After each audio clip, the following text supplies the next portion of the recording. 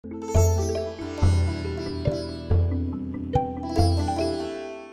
I'm here with Rick Levine at NORWAC 2011. Rick is a very accomplished and wonderful astrologer in the Pacific Northwest, as he likes to call it. And he has a daily horoscope column translated into several languages, published on Tarot.com.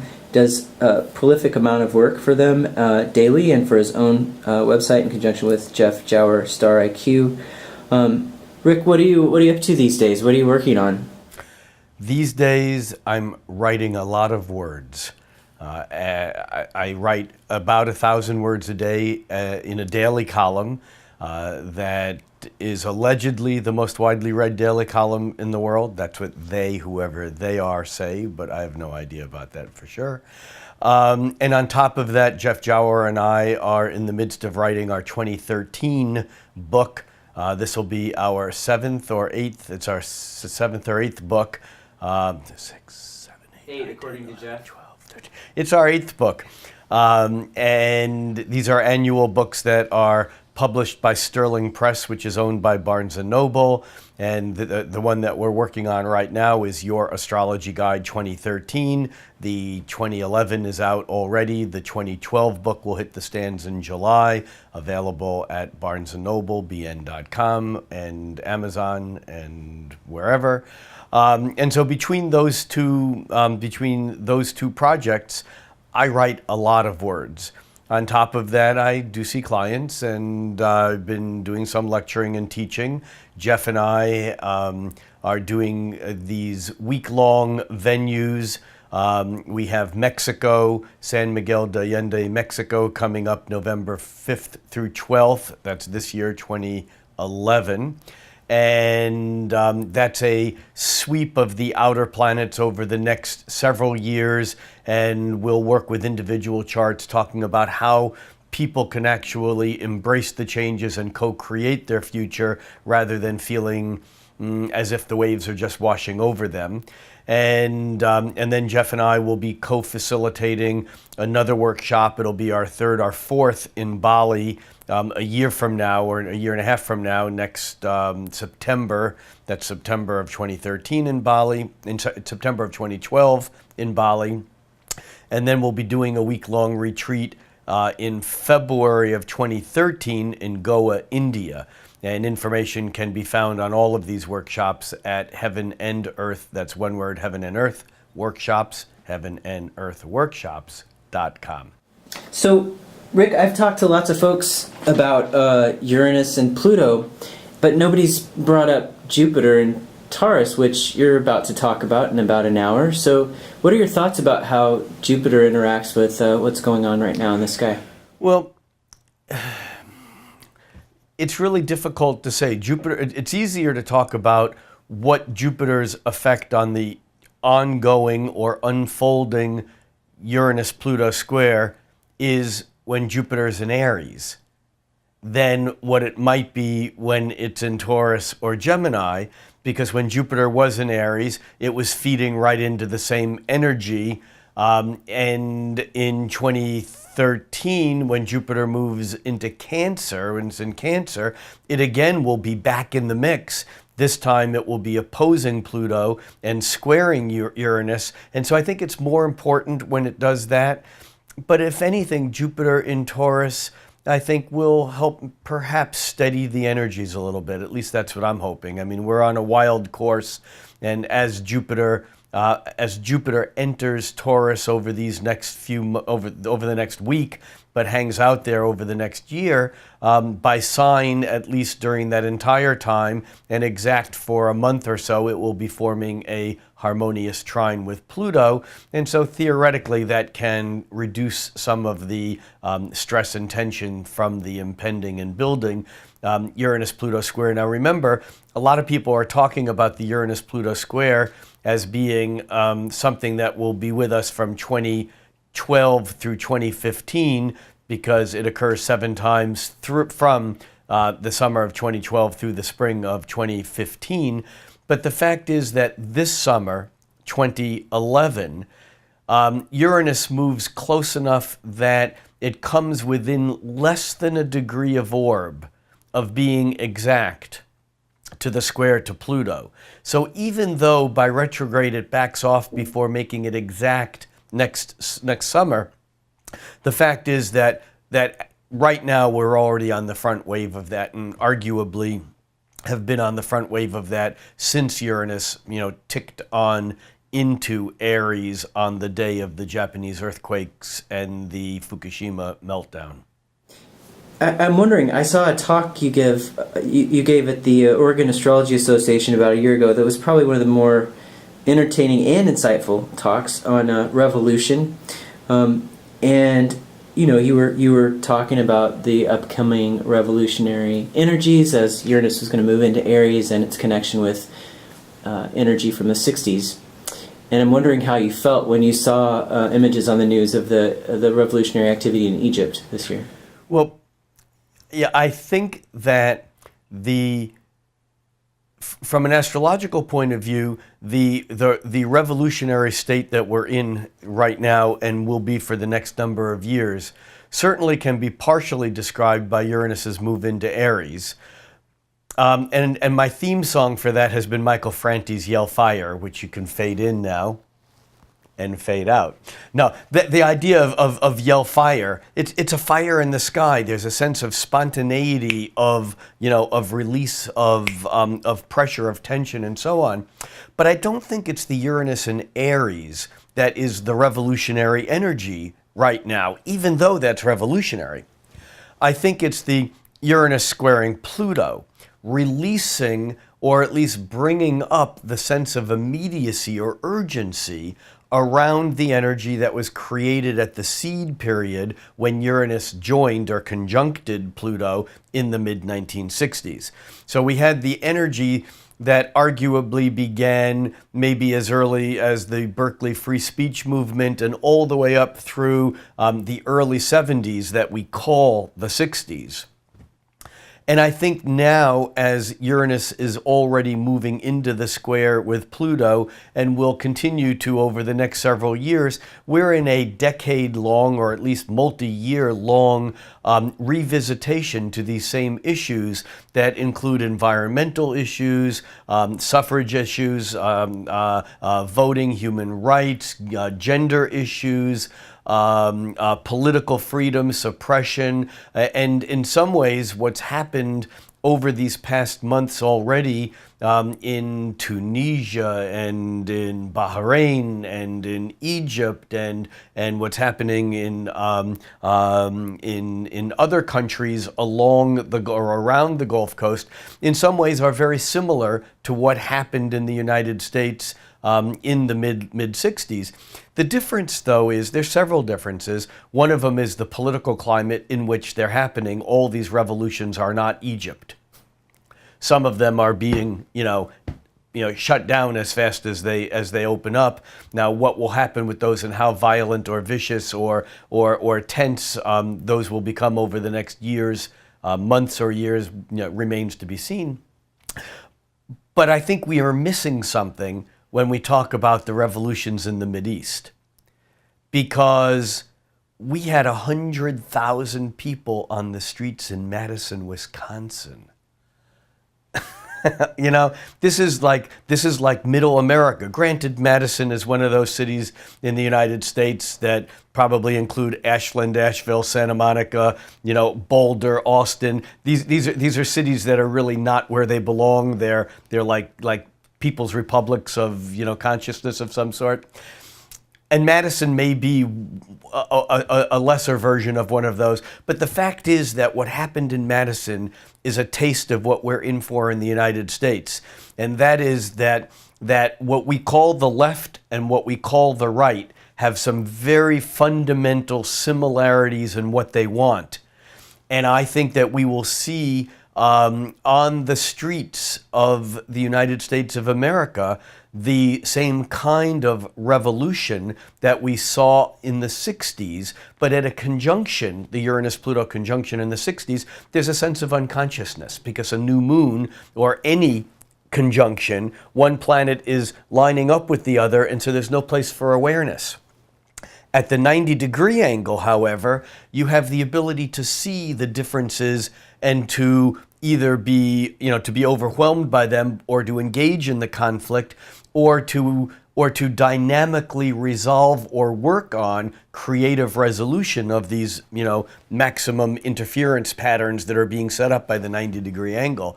And so I think that it's not just about what's happening in the Mideast. I think we'll see things in China, in Pakistan, in India, certainly in the United States. Obviously, what's happened there is very profound and powerful, and was as unexpected as some of the student revolutions that happened in the 60s, that flowering. But I think also this will be fueled by the fallout, and unfortunately I use that word not only in the metaphorical sense, but in the actual literal sense of the fallout from Fukushima, which has dropped away from the news. I mean, it was like a big deal for a week or two or three. The fact is that from what I've read, Fukushima is as significantly a mess today, or maybe even more so, than it was when it first unfolded. And when it unfolded, it was huge news, but it's a total blackout on it. And so something there has yet to follow through, even as we talk about the other Uranus moving into Aries, or the Jupiter-Uranus conjunctions, and we look at the Gulf of Mexico, the oil disaster there. We haven't begun to see the fallout from those. And so as those environmental issues hit bigger and bigger, it doesn't matter whether you are right, left, or center. You don't want to eat fish that's radioactive, and you don't want the radioactivity to be falling on you. And if we learned one thing during the Exxon Valdez disaster a couple decades ago, that is that Saturn says that there are real limitations. And even Neptune's idea of the oceans being vast and boundless, we have this now kind of sense that we're on a little tiny island. And what happens there is also happening here. And so I think that this kind of instantaneity of feedback that happens from the digital, information age, whether it's Twitter, and Facebook in the Mideast revolutions, or whether it's just news that leaks out as the radiation story is trying to be suppressed in Fukushima. I think it's going to be too difficult to keep the information hidden, and I think that this kind of information will fuel something that we've never seen before. Yeah. So earlier, Georgia Stathis was talking about the potential difference between this upcoming Pluto-Uranus square relative to the phase that it's in, so that it's in the opening phase of the square versus the closing end of the square. Have you taken a look at that at all? Is that something you've thought about, or? Well, yes, and if you go back historically, the best example that I can come up with, I have research and notes on this, but the best example I can come up with off the top of my head, because there's many similarities, is the Uranus-Pluto conjunction of 1455. One of its similarities, Uranus-Pluto joined in 1455 as it did in 1966. One of the similarities between these two conjunctions, although removed from each other by 5 centuries, is that they were both very quickly followed by a Uranus-Neptune conjunction. In other words, we had a Uranus-Pluto conjunction in the mid-60s that created this explosion of awareness, Bacchanalian expression of plutonic urges in freedom, lightning-like expressions through sex, drugs, and rock and roll, and of course political unrest and upheaval.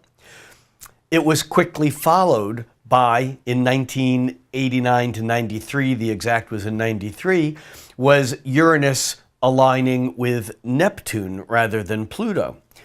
Interestingly, when Uranus aligned with Pluto, Pluto was the farthest planet from the sun. When Uranus aligned with Neptune in 1993, Neptune was the farthest planet from the sun. It was outside the orbit of Pluto at that time. So those people who experienced this incredible outer planet shock awakening in the mid-60s experienced it again in their lifetime. I mean, these are cycles that only happen every other century.